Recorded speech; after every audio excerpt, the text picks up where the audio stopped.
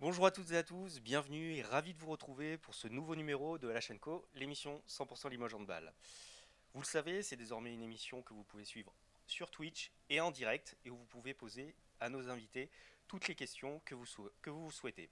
Avec Pierre qui est derrière l'écran, on les sélectionnera et on y répondra. Pour ce nouveau numéro, c'est Nenad Stanic, le directeur sportif du LH, qui est notre invité. Bonjour Nenad, merci Bonjour. d'avoir répondu à notre invitation. Avec toi, Nenad, on va bien sûr évoquer l'actualité du Limoges Handball, qui est chargée, qui a même été un peu mouvementée ces derniers jours, puisque Tariq Ayatoun n'est plus l'entraîneur du LH et a été remplacé par Ratko Stefanovic. On va essayer de reprendre les choses dans l'ordre, Nenad. Dans la semaine, avant le match de Chartres, Tariq a demandé au club de le libérer dès maintenant, car il avait une proposition de Tremblay. Vous avez accepté, vous avez cherché un remplaçant. Tariq vous a finalement demandé de rester jusqu'à la fin de la saison. Vous vous êtes entendu finalement pour vous séparer dès maintenant. Et Ratko Stefanovic a donc été nommé jusqu'à la fin de la saison avant l'arrivée d'Alberto Entrerios pour 3 ans en juillet prochain. C'est bien cela, Nenad? Oui, oui, exactement. Très bien. Nenad, comment vous avez vécu au club cette période et est-ce qu'on peut dire clairement que cette période a été un petit peu tendue? Je dirais pas que les périodes étaient tendues, période était plutôt chargée parce que tout d'abord on a annoncé l'arrivée d'Alberto et on a déjà commencé à travailler avec lui sur la profil d'équipe pour la saison 2022-2023. À ce moment-là, il est arrivé, départ de Tariq est arrivé de Rasco, donc il fallait faire des choses aussi que l'intégration de Rasco il se passe bien. Période, il n'était pas du tout tendu, il était plutôt chargé. Pourquoi vous avez accepté de libérer Tariq tout de suite quand il vous a demandé avant Chartres, avant ce match de Chartres? Au sujet de Tariq, j'ai pas plus de rajouter par rapport à son départ, plus que il a fait communiquer de presse le monsieur Alain Aubard, directeur exécutif de LH. Voilà. Est-ce que vous avez senti néanmoins qu'il y avait une cassure? Donc alors si besoin, il faut revenir lire le communiqué du LH. Est-ce que néanmoins vous avez senti une cassure avec le groupe? Non, non, Non. non. Euh, Nenad, est-ce que selon toi, ça a été une erreur de prolonger l'an dernier Tariq une saison supplémentaire et d'annoncer avant le début du championnat qu'il ne serait pas conservé en juin prochain? Erreur, je pense pas. Pour nous, c'était une logique des choses après 2 saisons que Tariq il a fait au club. La première, on se souvient bien, c'était la montée à Lead Star League. Et deuxième, c'était un maintien, plutôt maintien à l'aise, si je peux dire. Même si on avait deux différentes parties. La première partie avec beaucoup plus de succès et la deuxième avait encore beaucoup plus de difficultés, mais on s'y attendait. Pour nous, c'était logique de continuer avec Tariq une saison de plus. Et c'était aussi plutôt un cycle, à finir un cycle avec Tariq et le projet qui était fixé à son arrivée de faire l'équipe monter et maintenir Lead Star League. Donc pour nous, c'était plutôt une logique. Concernant annoncer que tôt qu'il n'est pas concerné, c'était déjà d'une part sa demande.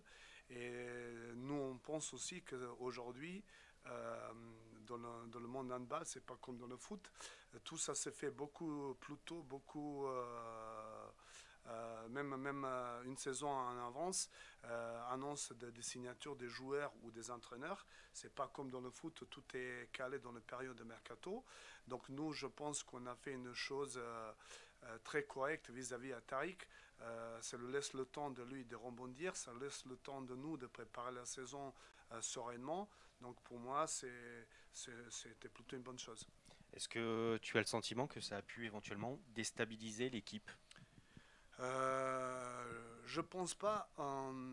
Pourquoi je te dis ça? Parce que aujourd'hui, même des signatures de joueurs se fait un an en avance.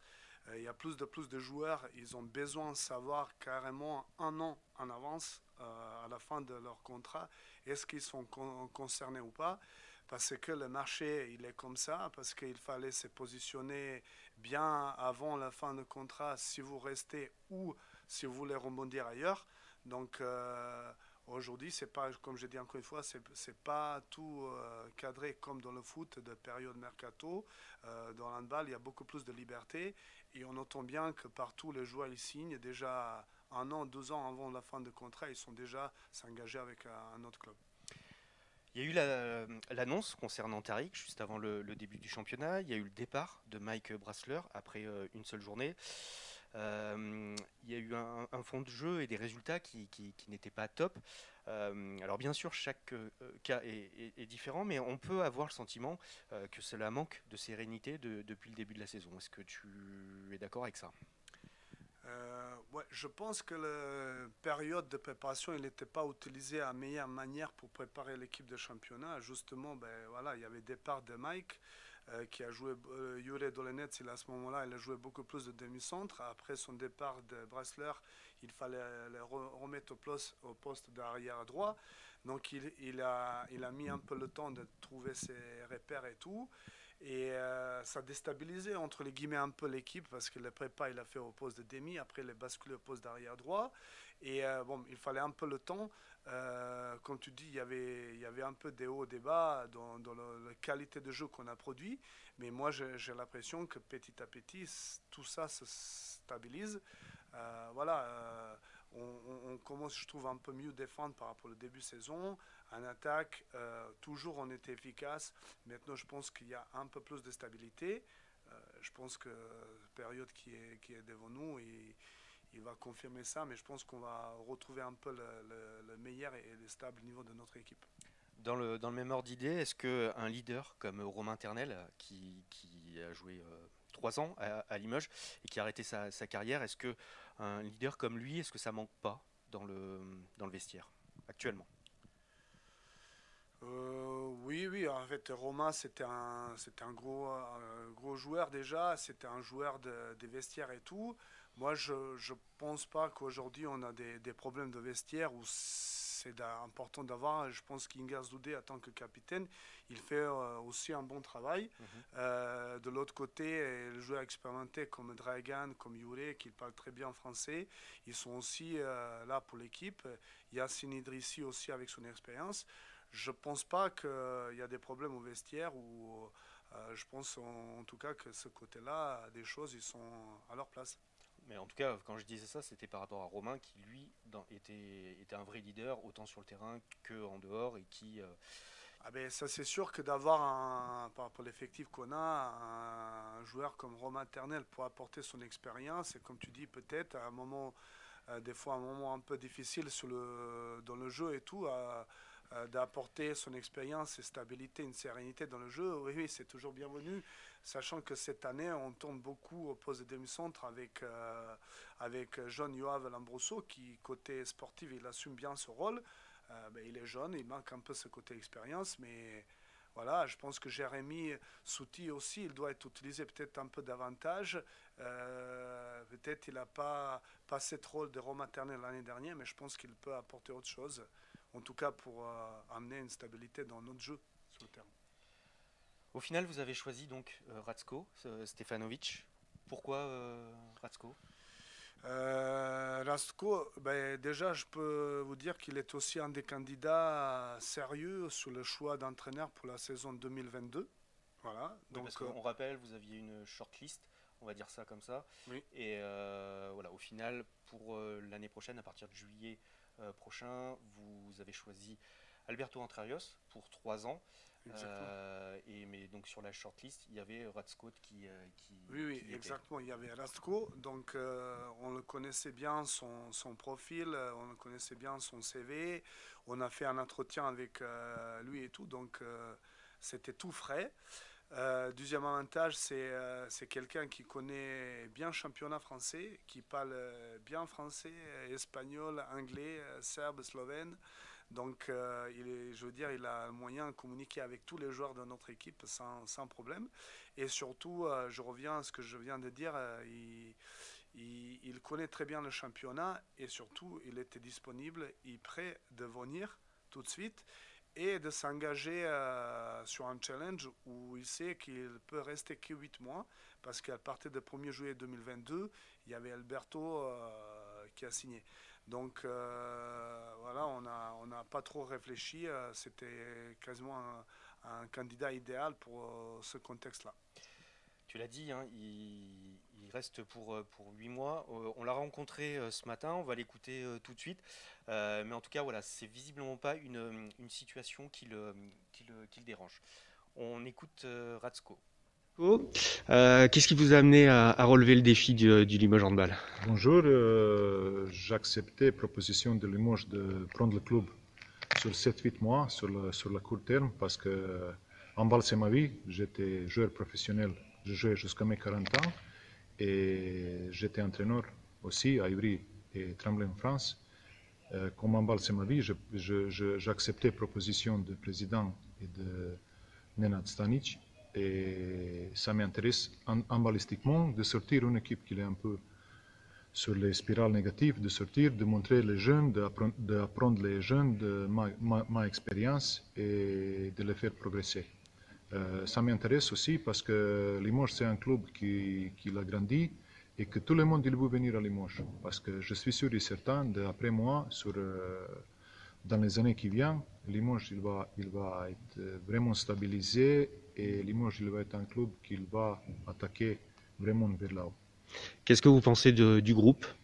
Le groupe pour l'instant il travaille bien, ils sont concentrés, mais il faut reproduire ça au match. Pour ça on est là.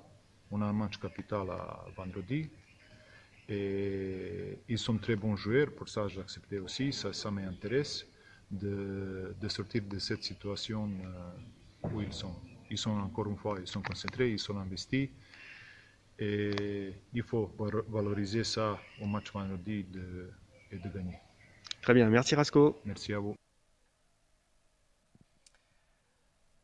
Voilà, donc Ratsko visiblement qui est très content de cette arrivée à Limoges et pour lui c'est pas un problème de n'avoir signé que pour 8 mois.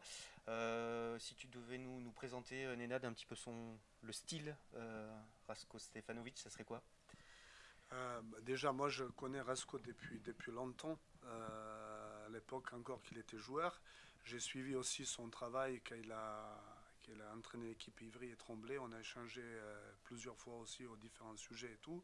C'est quelqu'un déjà qui apporte beaucoup d'enthousiasme à l'entraînement, qui est beaucoup d'un échange et partage, mais avec beaucoup de rigueur à l'entraînement. Et voilà, il a rapidement analysé notre jeu, il a ciblé des points faibles, ce qu'il peut mettre en place et tout. Après, il faut le temps.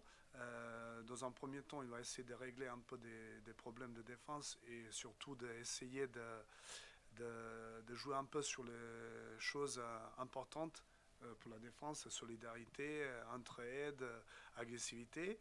Et au fur et à mesure, il a dit on va rentrer dans les détails par rapport au projet offensif. Je pense que quelqu'un s'investit beaucoup de sa séance, qui travaille beaucoup, parce que déjà il a augmenté un peu le nombre de volume de travail sur les premières semaines. Voilà, je pense que c'est un bosseur qui comment je peux dire ça, il essaie voilà, de vraiment proposer au mieux à ses joueurs d'être dans un partage, mais je dis avec beaucoup de rigueur.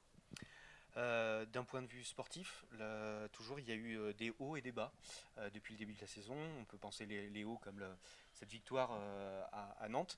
Et puis à côté de ça, il y a eu des bas comme cette défaite face à Istres. Qu'est-ce qui manque globalement selon toi pour que ça aille mieux, pour qu'il y ait peut-être un peu plus de constance et de régularité de match en match? Mais oui, déjà, tu as résumé d'avoir un peu une équipe qui est capable de battre Nantes à Nantes et surtout avec une belle manière et de perdre aussi match contre Istres avec aucune manière. Donc ça prouve que déjà cette équipe elle a un potentiel.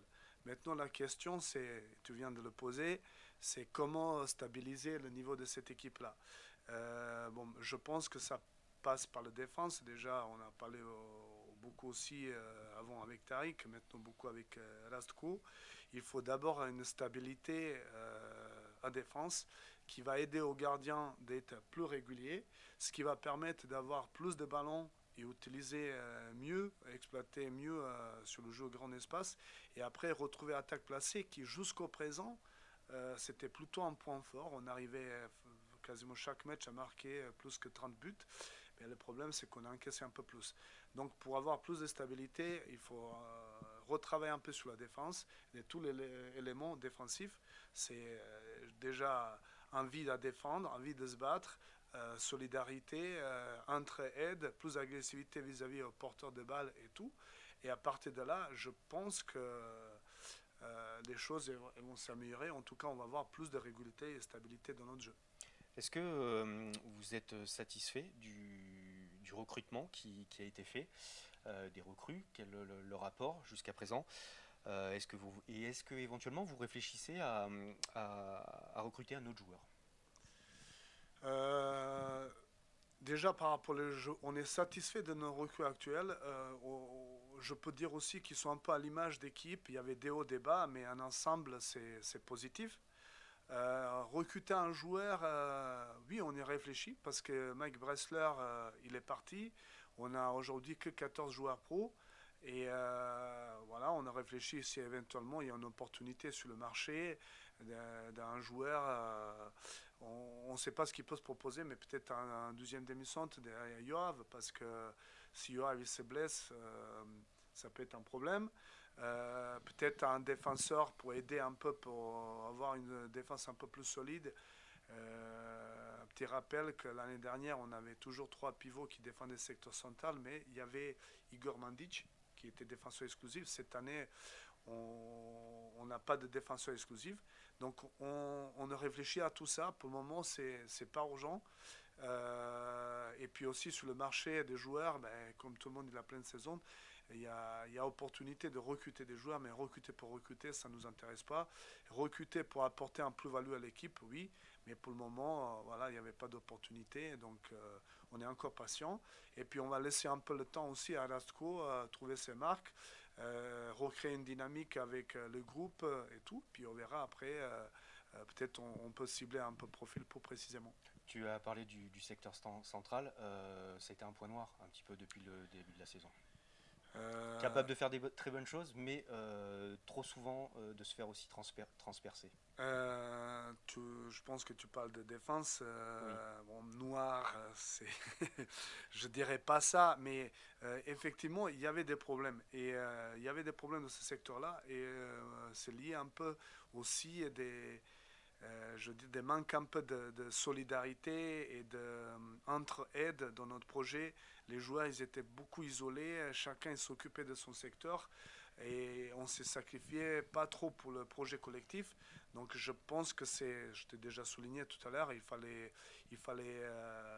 retravailler un peu là-dessus. Et quand tu es dans un dispositif où les joueurs sont un peu loin de l'autre, comme secteur central, c'est que des grands gabarits, ils sont facilement isolés, ils sont facilement mis en difficulté face à des joueurs petits gabarits rapides. Donc forcément, il y avait plus de failles dans ce secteur-là. Mais je pense que dans le futur, c'est un chantier qu'on va résoudre, j'espère, dès le prochain match. Donc on a bien compris que pour l'instant, pas de nouveaux joueurs, pas de poste pour l'instant de prédéfini non plus, que vous attendez des opportunités et surtout qu'il n'y a pas vous fixez pas de deadline en tout cas pour l'instant. Vendredi, en tout cas, il y a un match à Saran, face à Saran, pardon, à Beaublanc. Est-ce que ce match prend une dimension encore un peu plus importante au regard du classement, du contexte et puis de la nécessité pour vous de prendre des points à domicile? Oui, en fait, équipe de Saran, c'est le premier qui vient de monter, mais qui connaît quand même auparavant ce niveau-là. C'est une équipe qui a fait quand même belle surprise, gagné Saint-Raphaël à Saint-Raphaël. Après, ils ont enchaîné avec une victoire à domicile contre Istres. Une équipe qui a posé beaucoup de problèmes à toutes les équipes contre qui ils ont joué. C'est une équipe qui prend beaucoup de plaisir à ce niveau-là. Donc déjà, il ne faut pas le prendre à la légère. Bon, nous, par rapport à tout le contexte et les dernières périodes qui étaient bien chargées, de retrouver Palais des Sports Beaublanc, notre public, nouveau entraîneur, c'est important de repartir cette dynamique avec une victoire. Et surtout, c'est plutôt une équipe qui joue aussi le maintien. Donc, le point à domicile, surtout, ils sont précieux. Est-ce que, avec encore une fois le contexte, est-ce qu'il peut y avoir un peu trop de pression et également, est-ce que tu as senti du doute dans le groupe? Même s'il n'y avait pas de changement d'entraîneur ou quelque chose comme ça, je pense que ce match-là, il sera important. Tu vois, on a perdu un match à Chartres et on a rien à reprocher à l'équipe. On s'est battu, il manquait un peu de lucidité à la fin de match. On a mal démarré, après on a recollé, on est repassé devant. Il y avait un vrai match d'handball. J'étais au match à Chartres. Quand tu perds dans un match comme ça, tu n'as rien à dire. Donc voilà, nous, ce qu'on veut voir pour la suite, c'est vraiment notre équipe qui se bat tous les matchs. Et à certains moments, si l'adversaire est meilleur, chapeau bas, il n'y a pas de problème. Mais je te dis encore une fois, même s'il n'y avait pas de changement d'entraîneur et tout, le match contre Saran, il soit toujours important. Comment tu vois la suite jusqu'à Noël? Parce que jusqu'à Noël, il y a quand même un programme qui est assez chargé. Donc là, vendredi, c'est Saran. Après, il va y avoir Toulouse. Après, il va y avoir le PSG qui va venir. Un déplacement à Créteil qui va être pas simple. Et puis, vous allez terminer avant la trêve par deux matchs à domicile au Zénith, face à Dunkerque et face à Montpellier. Euh, Comment tu vois les choses? Est-ce que quels objectifs déjà tu as fixés ou quels objectifs vous vous fixez jusqu'à la trêve? Cette question-là, je vais te répondre par une phrase de Rasco, son premier discours auprès d'équipe. Il a dit qu'elle est arrivée, il a dit, pour le moment, on a un seul objectif, ça c'est le match de Saran. On a 10 jours pour le préparer. Je veux que toute l'énergie et tout, ça soit orienté et utilisé pour se préparer mieux possible pour avoir plus de chances de gagner un match contre Saran. Et honnêtement, aujourd'hui, je te dis la même chose. Les périodes, tu as déjà cité, il y a des matchs importants, mais je pense que le Saran, il est important. Il arrive voilà, après une période un peu chargée. Là, on joue Saran, on se concentre vraiment là-dessus. Après, on va gagner une semaine de plus pour préparer un match à Toulouse. Après, il y a un match de Paris. Voilà, on le prend match par match jusqu'au le dernier match au Zénith contre Montpellier. Tu parlais juste, je reviens par rapport aux joueurs.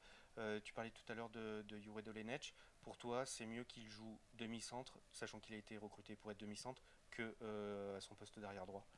Moi, je pense que Jure Dolenech, c'est vraiment un arrière, mais je suis persuadé qu'il peut faire aussi des piges un peu au poste de demi-centre et aider des fois aussi sur le moment à remplacer un peu Yoav et tout.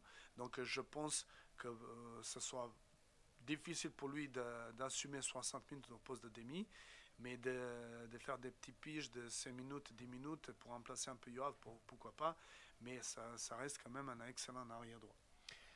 Un petit message, Nenad, en attendant avant le match de vendredi, c'est Manu 8713 qui nous dit: T'inquiète pas, Nenad, les supporters vont être à fond vendredi pour que Limoges retrouve la victoire. Donc voilà, tu vois, vous allez être soutenu.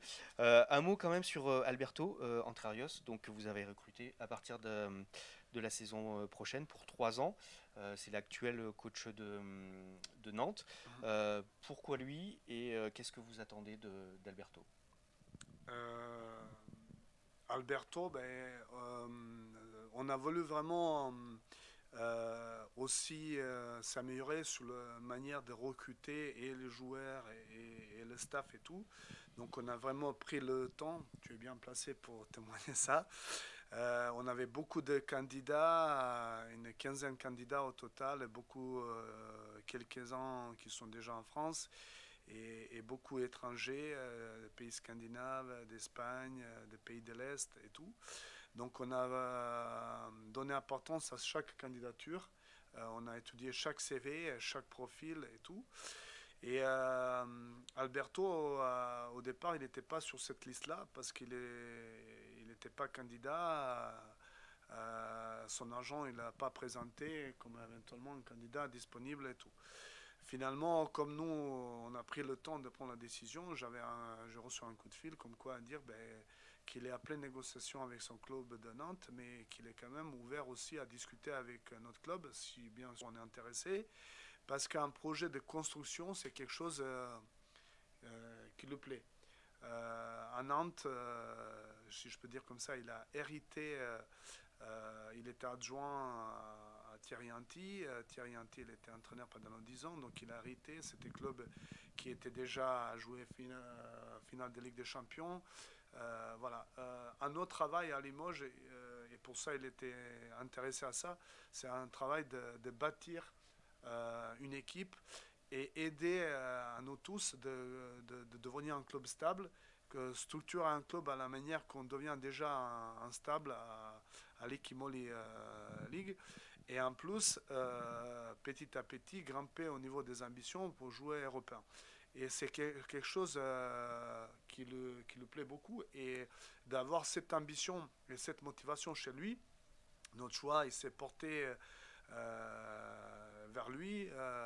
Et en plus, si je peux rajouter, chaque fois que j'ai regardé Nantes jouer avant, sans penser à lui qui peut être un candidat, j'ai trouvé qu'il y avait un projet de jeu qui était bien partagé avec l'équipe et que l'équipe de Nantes, il avait quelque chose qui est un peu différencié par rapport aux autres équipes de notre championnat. Et voilà, quand on avait cette opportunité, et pour nous, c'était une opportunité de le recruter. On a profité aussi de son choix de rester plutôt en France que de partir ailleurs, parce que je suis persuadé, s'il est intéressé, il y avait d'autres clubs européens qui auraient peut-être avoir Alberto comme entraîneur.